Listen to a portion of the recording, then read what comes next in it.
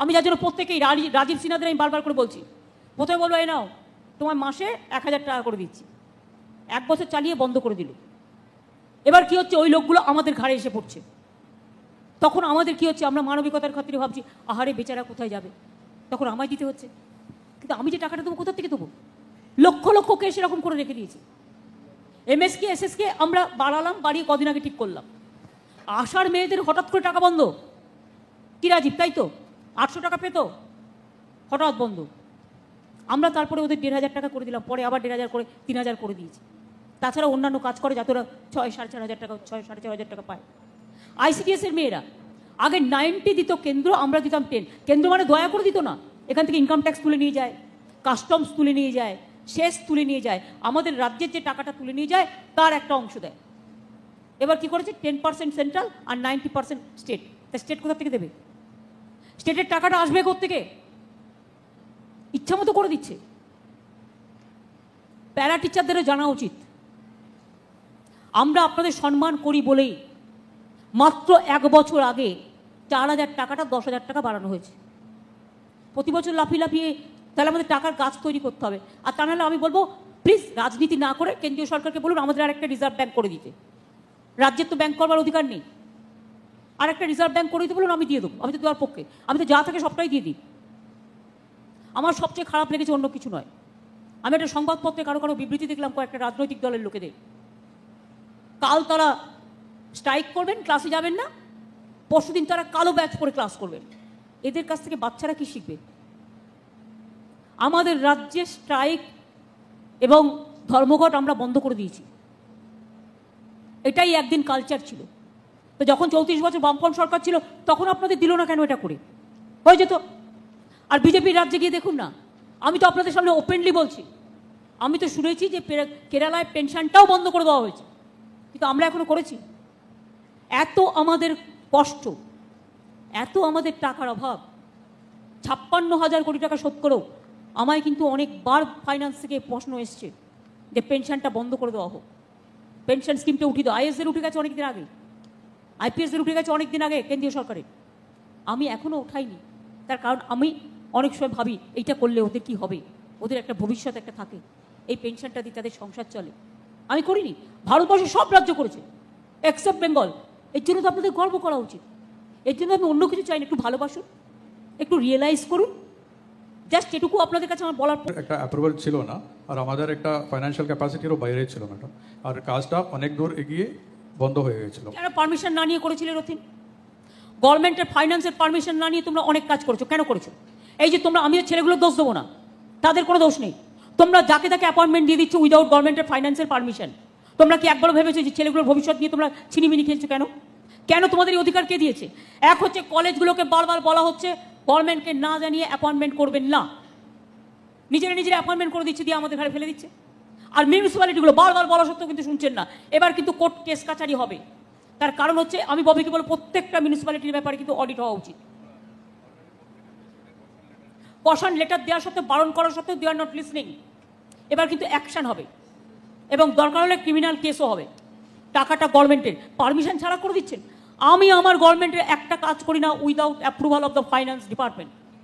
এখানে সিএস আছে জিজ্ঞেস করুন, এখানে যত অফিসার আছে জিজ্ঞেস করুন, আমি একটা সিঙ্গেল কাজ করি না ফাইন্যান্সের অ্যাপ্রুভাল ছাড়া, কারণ that is the system, that is the procedure.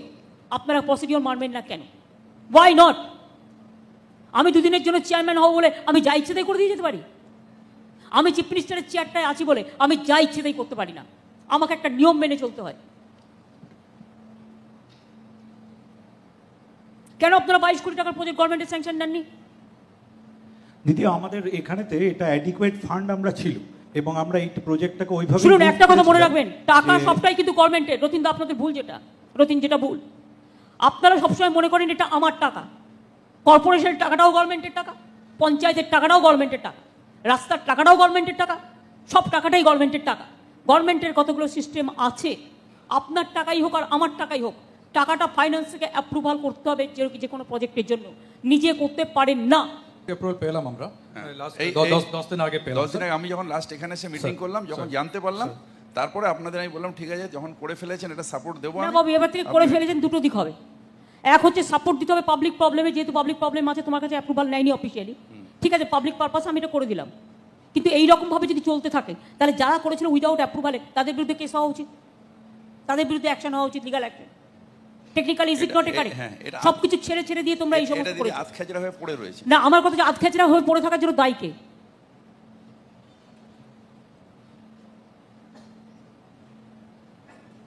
Arup Roy minister, তাকে কিন্তু নিয়ম মেনে চলতে হয়। ইউ আর এ চেয়ারম্যান, নিয়ম মেনে চলতে হবে।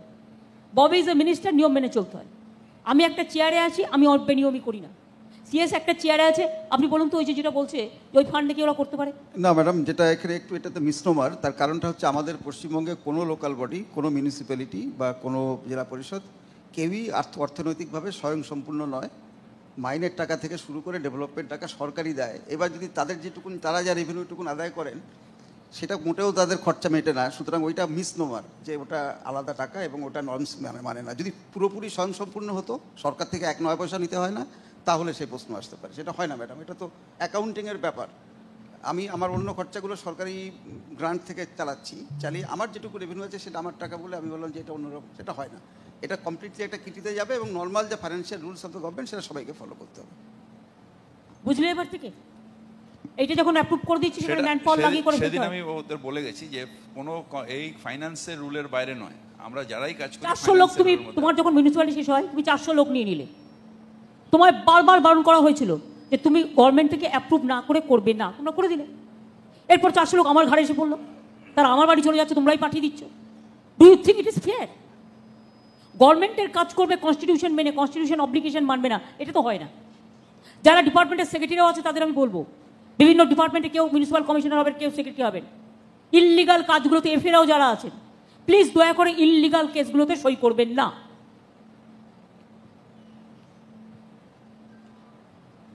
বলো রতিন, বলো। দিদি, এটা একটু আমার মনে হয় একটু ছোট্ট করে আমি আপনার কাছে একটা সাবমিশন দিই। আমি যখন প্রথম আমাদের বোর্ড আপনি আশীর্বাদে এসেছিল, সেই সময় আমরা গিয়েছিলাম, সেই সময় আমাদের একটা ভ্যাকেন্ট পোস্ট ছিল অ্যারাউন্ড 3,500-এর ওপর এবং প্রচুর করে গিয়েছিল। সেই সময় আপনি বলেছিলেন যে এখন ফুল টার্ম লোককে দেওয়া সম্ভব নয়, সেই জন্যে ওইটা একটা আপনি আমাদের হাওড়ার জন্য ওয়েভার স্কিম দিয়েছিলেন, ওটা থেকে ফান্ড উঠবে আর নিজেরা ফান্ড জেনারেট করে তোমরা কন্ট্রাকচুয়াল লোক নিয়ে এই কাজগুলোকে করো। আমরা 50টা ওয়ার্ডের জন্য প্রায় মানে সবাই মিলে 1,000-1,500 মতো লোককে তখন নিয়েছিলাম। পরবর্তী সময় যখন আমাদের এটা আবার 66টা ওয়ার্ড হয়, সেই সময় ওয়ার্ডে কাজের ভলিউম এত বেড়ে যায় যে যেখানেতে আমাদের এটা নিতে আমরা দিদি বাধ্য হয়েছিলাম, না হলে আপনি অ্যাপ্রুভালটা কেন নেননি? আপনি নিয়েছেন, আমার আপত্তি নেই, আপনি অ্যাপ্রুভালটা কেন নেননি? দিদি আমরা আপনি কি জানেন without approval from the finance এই ছেলে মেয়েগুলোর চাকরিটা বেআইনি, এই ছেলে মেয়েগুলোর ভবিষ্যৎ কি হবে? এবার আপনাকে যদি আমি জিজ্ঞেস করি এই ছেলে মেয়েগুলোর ভবিষ্যৎ কি হবে, can you give me the reply? দিদি ওইটা সেই প্রথমের যে ফর্মে নেওয়া হয়েছিল, মানে ওটাই আপনার ওইটাতে প্রথমে যে ফর্ম তো আপনি রোজ রোজ তৈরি করতে পারেন না। ফর্মের জন্য গভর্নমেন্ট অ্যাট এ টাইম যদি একটা স্পেশাল কিছু দেয়ও, পরে গভর্নমেন্ট আবার সেটাকে আবার আপনাকে যেতে হবে, আবার আপনাকে নতুন কিছু করতে গেলে করতে হবে, একই প্রসেস তো চলবে না। ইনফ্যাক্ট দিদি আমাদের প্রথমেও কিন্তু কোনো পারমিশন আলাদা করে নেওয়া হয়নি ওখানেতে, সেটা আপনার যেটা ভার্বাল না না, ভার্বাল টার্বাল আমাকে বলবেন না, আমার মনে নেই, please don't use my name. Verbal টার্বাল বলবেন না, ভার্বালের কোনো দাম কিন্তু গভর্নমেন্টের কথাই নেই। ভার্বাল করি না আমরা, লিখিত করি। ভার্বাল টার্বাল বলবেন না। ভার্বাল কি? আমি গেলাম একটা বস্তি দেখতে, আমি বলে এলাম যে হ্যাঁ ভাই তোমার রেশন কার্ড হওয়া উচিত, আমি লোক পাঠাবো, এটা ভার্বাল আমি করতে পারি। তুমি লোক নিয়ে নাও ভার্বাল, আমি এটা কবে কাকে বলেছি কিভাবে বলে দিচ্ছি আমার নামে।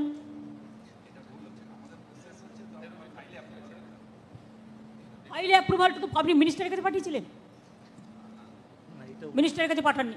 তাহলে আপনি বলুন আমাকে, রতিন তুমি বলো, তুমি কাজ করো ভালো, আমার সেরকম কোনো নেই। ফাইন্যান্সে ক্লিয়ার হল না, মিউনিসিপ্যালিটি যাবে, মিউনিসিপ্যালিটি থেকে ফাইন্যান্স যাবে, ফাইন্যান্স ক্লিয়ার করে ওটা ক্যাবিনেটে পাঠাবে, ক্যাবিনেট অ্যাপ্রুভ করবে। This is the system. ইচ্ছে মতো কেন করবে তোমরা? এই ছেলেগুলো তোমরা বিপদ করেছিলে, আমরা ছেলেগুলোকে সমস্যার সমাধান করে দিয়েছি, তাই তো? হয়নি এখনো, টেম্পোরারি সমাধান করেছে, পরে আমি দেখে নেবো। কিন্তু আমি একটা করতে গেলে আরও মিউনিসিপ্যালিটি আছে, তারাও ধরবে। দেয়ার আর সো মেনি। একই আইন আমি এক একজনের জন্য এক এক রকম করতে পারি না। আপাতত যদি যাতে চাকরি না যায়, ওরা কাজ করে সেটা আমি দেখে নেবো, কিন্তু তোমরা এগুলো করবে না, ছেলে মেয়েদের ভবিষ্যৎ দিয়ে কাজ করবে না। আমি অনেককে দেখছি একটা চাকরি পেয়ে গেলে তার চাকরিটা কি করছে, কেউ একটা চাকরি পেয়ে গেলেই পরের দিনই চলে আসছে মাইনে বাড়াও, তারপরের দিনই চলে আসছে এই বাড়াও ওই বাড়াও, তো মহা মুশকিল। সিভিক ভলেন্টিয়ার্স রিক্রুট করা হলো, প্রথমে পেতো 3,000, এমনিতেই তো সব পেয়ে গেছিল লোকালি, থানাগুলো নিয়ে নিয়েছিল কাজের জন্য। তারপরে আমি ওটাকে বাড়িয়ে 5,000 করলাম, তারপরে 8,000 করলাম সবাই কিছুদিন আগে। গ্রিন পুলিশ প্রথমেই নেওয়া হলো 10,000, ওদের থেকেও বেশি পায়। পেয়েই বলছে 3 জনকে নিয়ে চলো পার্মানেন্ট করতে হবে। আরে পুলিশের কাছে পার্মানেন্ট করতে বলে রাস্তায় চলে যাচ্ছে। এখানে গভর্নমেন্টকে কিছু কোথাও কোথাও টাফ হতে হবে। আমি সব পছন্দ করি মানবিকতার দিক থেকে, কিন্তু আমি ব্ল্যাকমেলিং পছন্দ করি না। আমি ব্ল্যাকমেলিংকে মনে করি এটা ব্ল্যাকমেলিং হচ্ছে সমাজের সবচেয়ে বড় এনিমি। এই করে করে বাংলায় 34টা বছর নষ্ট করা হয়েছে। সেম জিনিস কিন্তু কয়েকজন এখন স্টার্ট করেছে ফর পলিটিক্যাল পারপাস।